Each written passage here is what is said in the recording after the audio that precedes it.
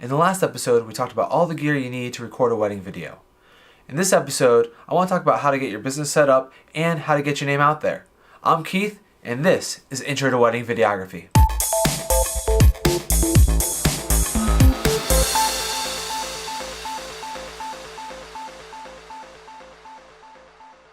You're good with the camera, you like to make videos, and you love weddings. So why not start a wedding video business? I mean, that's how I got started. And now, if you're just doing it for your friends for a couple bucks, there's really no need to go and set up all your business stuff because that's just a waste of time.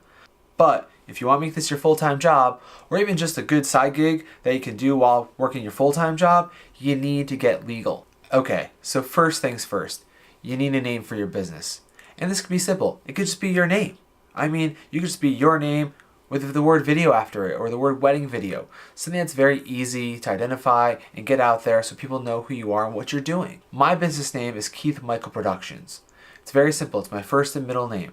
I chose not to use my last name just because I'm Polish, and for some people it's hard to say or spell that name, and I just don't need that kind of confusion when trying to get my name out there, so I use my first and my middle name. Now, you can also try to be creative with your name if you want, but don't be abstract. I mean, you want to make it simple for people to know what you do, who you are, and how to get in touch with you. Now, once you have an idea for your name, or a couple ideas, it's time to go fire up Google and make sure that nobody else out there already has that name. Now that you have your name, it's time to go set up your business. One of the things you can do is you can go to the Small Business Administration's website and download a business plan form.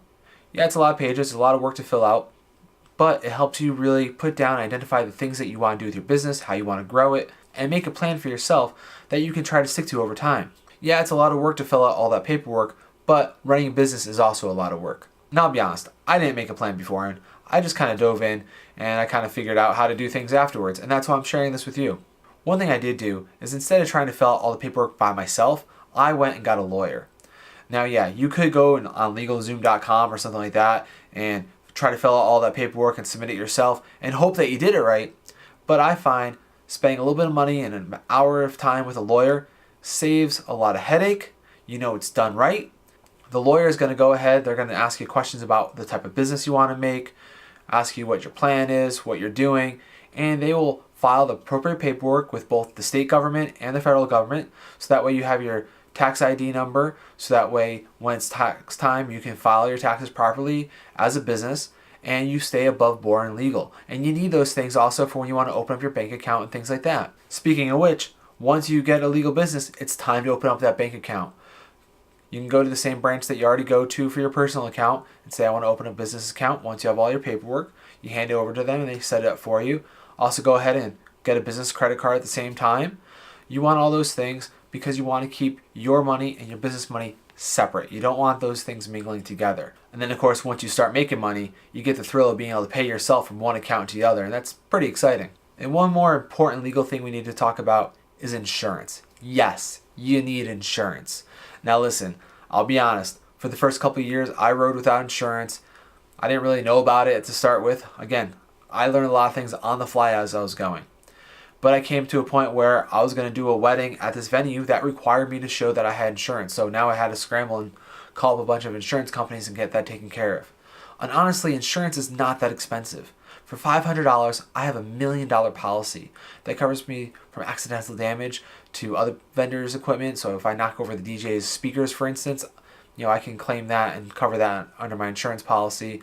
If someone accidentally trips over my gear and gets injured, I can use my insurance policy to take care of that. If someone steals my gear while I'm on a shoot, I can use my insurance policy to take care of that. So it's not that expensive, it's worthwhile, and there's a lot of places you're not going to be able to work at if you don't have it already. Now that you have your name, you're a legal business, it's time to get your name out there into the world so people can start finding you. And the first thing that people are going to look at is your website. It's time to go get a website. Honestly, it doesn't need to be super complicated. In fact, I find the simpler the better. You want clear and concise information to put out there for prospective clients so that they're not confused and complicated with all these things and terms and things that they don't understand. You just want to make it so they see your work, They see the words on the page and see your packages and say, oh, that looks interesting. Let's contact them and see if we're going to be a good fit with each other. And of course, when you start out, you probably don't have a lot of work to show. Hopefully you've done work with other people. Maybe you shot for someone as a second shooter. You can use some of that footage. Or maybe you did a friend's wedding just so you have some demo footage to put down there, because you need some video up on your website to show, hey, yeah, this is this. I can actually do this stuff. You want to put information on the page about how you approach shooting weddings and what sets you apart from other people, and some things about yourself. Be personal. Give up some biographical information. What's your education? How did you get into wedding videography? Things like that help it relate to those clients that are out there looking, because they're looking at 20, 30 different people. You need something that separates you from them so they remember you in their heads. And of course, the most important thing to have on your website is a way for those prospective clients to get a hold of you. You need your email, your phone number, and a contact form. All three of them, easy, every page. On my home screen, I have a little link for the email address, I have my phone number, and I have a contact form link that they can fill out. All that information gets sent to me right away. I always try to make it as easy as possible for a client to get a hold of you. You don't want to put up that barrier. You don't want to make a hidden link somewhere that people have to search and hunt for, because they're just going to give up. They're going to go to somebody else's website and you're going to lose that client just because you made it hard. And now let's talk about pricing for a minute. Before you put it yourself out there, you need to figure out what you're actually going to charge to do a wedding video. You can't just kind of pull that number out of your hat every time you're going to do a wedding. You need to have a firm foundation to start from. I'll be honest, those first couple gigs, you're probably going to give a discount just so you get the job, but don't do that all the time. Don't make it a habit, and you still need a place to start from. And the easiest way to do this is, if you're in a region, go ahead, spend a day researching all the other wedding videographers in your area. Categorize them. These people are the high-end stuff, these people are the low-end stuff, these people are in the middle, and then these are the different styles, and find out which ones you match up with, and then look at those. Look at what they charge. Hopefully a number of them actually post their prices on the website, so you can look at them, see what that mean average is, and price yourself somewhere in there. You want to be competitive. You don't want to undercut, you don't want to overcharge based around your competition. You want to be in the same price range. And then you have the big decision of whether or not to actually post those prices on your website. There's a big debate about this in the industry. Some people don't like to post them. They like to just put what their packages are, have that consultation with the client, and then reveal the prices after they've already kind of hooked the client into wanting their services, and then tell them, oh, this is going to cost you an exorbitant amount of money. Or you can be on the other end of things like myself. I actually post everything. I like everything on the website. Here's the package information. Here's the pricing. Very simple to follow. That way, one, the client already has all information in their hands beforehand. It cuts down on a lot of questions during the consultation. And honestly, it cuts down on a lot of leads that maybe weren't a good fit to start with. They might look at your price and say, that's out of my price range, and it's already out of there. They're going to look at your prices and they'll kind of know ahead of time. You already had that conversation. That's a hard conversation for people to have. You had the money conversation already, and now you've saved your time from having to meet with people that aren't going to be a good match for you. So now you have your website. Oh wait, I'm sorry. You say you never made a website before? Don't worry. It's really easy these days, honestly. I mean, back in the day, when I was first getting into the business, I had to do some coding. I had to really work hard at making a website. I had to use specialized software for it. Nowadays, there are services out there like Wix.com, Weebly.com, Squarespace.com that are really designed for anyone to use instead of a website. You can make an account, and for two of them, you can make free accounts to start with. One of them, Squarespace, gives you a 30-day trial, so you can try out all three of these for free, and you can go online and see how they feel to you. They all have built-in templates that you can start from, and easy drag and drop tools for placing objects on your website. Figure out which ones you like. Now, honestly, they're all priced around the same, and they all offer pretty much the same features, so there's not much difference to them. It's more of a stylistic thing and preference thing about how you like it, how it feels out. And once you figure out which one you want to use, then go ahead and invest in the money on it to say, I'm going to create a business site here, buy your domain name, and have all that set up. After setting up your website, you need to get the word out there that you exist. People need to find you. And you can't just post a flag on the ground and hope that someone's going to see it, because chances are that's pretty slim. Google will do a fair job of finding you, but you need more than that. So a couple of easy things to do. You could invest money on Google Ads to have your website appear on search results for people looking for wedding videographers in your area. You could also do the same with Facebook ads, which are a little bit more expensive because they're kind of more targeted. You could say, I want to appear on people's websites, or you can appear on people's profiles that are between the ages of 18 and 25, that are engaged, that are in your area, that are female, because they're the people looking for vendors. So that way you can find those people. Or I recommend getting on the major wedding websites. There's a bunch of wedding websites out there. A lot of them offer free listings, which is a great idea to start with if you don't want to invest in the money. But there's also some that you pay for, and honestly, it's worth the money if you really want to get your name out there. Two of the biggest are WeddingWire.com and TheKnot.com. I've paid for hosting on both of these in the past. I'm only paying for one of them right now. I'm not going to tell you which one.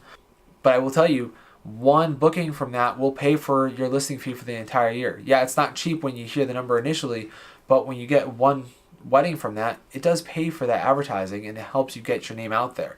And the more websites you're listed on, the better your Google search results will be automatically. So it helps you get your name out there, and more people are going to see that your website exists. And over time, as you get a reputation, word of mouth is really going to help you out in the long run. But to start with, you need to get on these websites and advertising as many places as you can so that people can find you. Another way to get your name out there is by having a booth at a bridal show. In all the regions, there's bridal shows all the time, and it's a place where all the vendors, photographers, videographers, caterers, things like that, set up booths, DJs, bands, brides and their families go around and they talk to people. It's a great way to get FaceTime one-on-one, really make that first impression. Now, I've done a couple of these over the years, and I haven't had great success, to be honest, and I kind of know why in retrospect. Why? It's one of those things, you can't just do one and then move on. You have to do a couple in a year. So I would recommend doing 3. If you're going to do them, commit to doing at least 3 over the course of the year in your area, and try to split up where they are.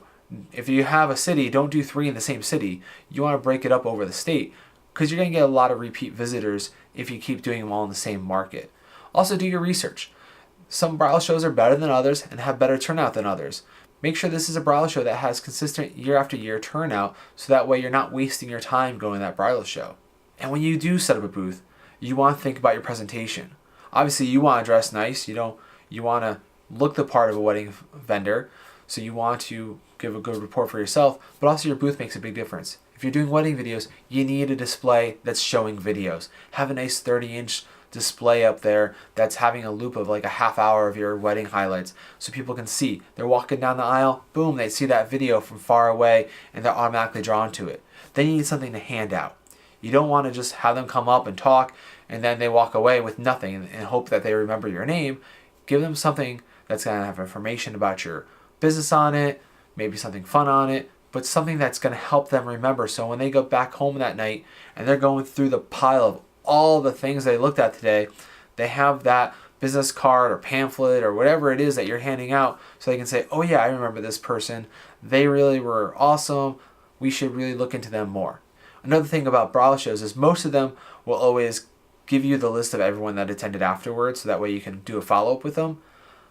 I recommend, it's nice that they give you that list afterwards, but if you want to kind of narrow your search down just to the people that you talked with, it's always good to have a laptop or a tablet at the booth with you that you can have open to your contact form on your website, or maybe a custom contact form just for that day, and people can fill out their information, so that way you know who you talked to and you can do direct follow-ups with them afterwards. Now that you have your name out there, it's time to start meeting with couples and booking those weddings. In the next episode, I'm going to talk about how to keep organized with both your money and your clients. Please hit the subscribe button so you know when the next episode comes out. I will provide a link to all the things I talked about in the description below. Until next time, I'm Keith. Thanks for watching.